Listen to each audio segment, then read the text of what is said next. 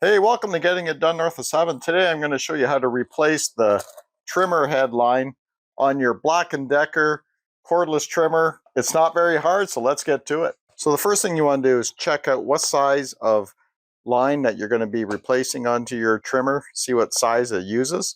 This one here uses a 0.65 of an inch line. Yours may be different. Check your trimmer head. Sometimes it'll say on the head or it'll say in your manual. So it may have said it here at one time, but I can't see it anymore. It's been used for so long. I've been using this one for probably 9 years. So we'll take the cap off. Just push the sides in, it comes right off.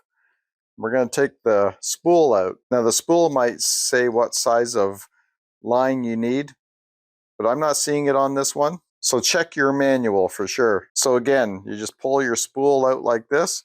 And this side has writing on it. So you want, when you replace your spool with the fresh line on it, you want to make sure that you can see the writing. So we're going to remove some line out of here. I already did, so I have a whole bunch here. So what we're going to do is we're going to place the line in this groove. Can you see that groove right there? So we're going to go like this. Just press down the end of your new line in that groove, hold it, and follow which way the arrow goes. The arrow goes clockwise here. So we're going to hold it and we're going to wind it on top of that groove where your line is. Just go around and around evenly like this. Make sure you keep tension on it so it doesn't come loose on you.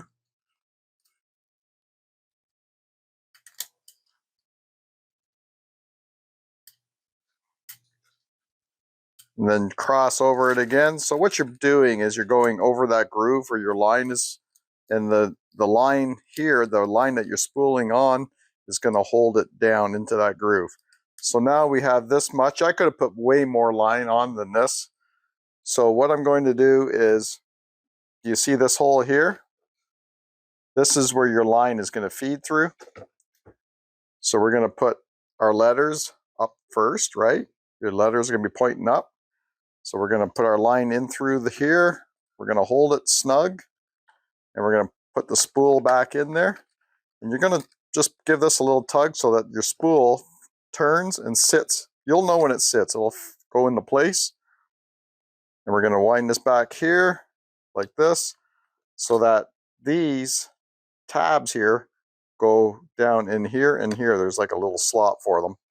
So we're going to put that in there like that. Give this a pull, and now you're ready to go. If your line is too long here and it's going to hit your cutter, just give it a snip, or you can spin it fast when it's new. When you first start it up, and it cuts on the cutter here. So let's go give this a try and see if it works out good. Now before we start this up, be sure to stick around to the end of this video, and I'll send you to a link to one of my playlists, all on lawn equipment repair and maintenance. Check that out. It'll help you out. So let's fire this up.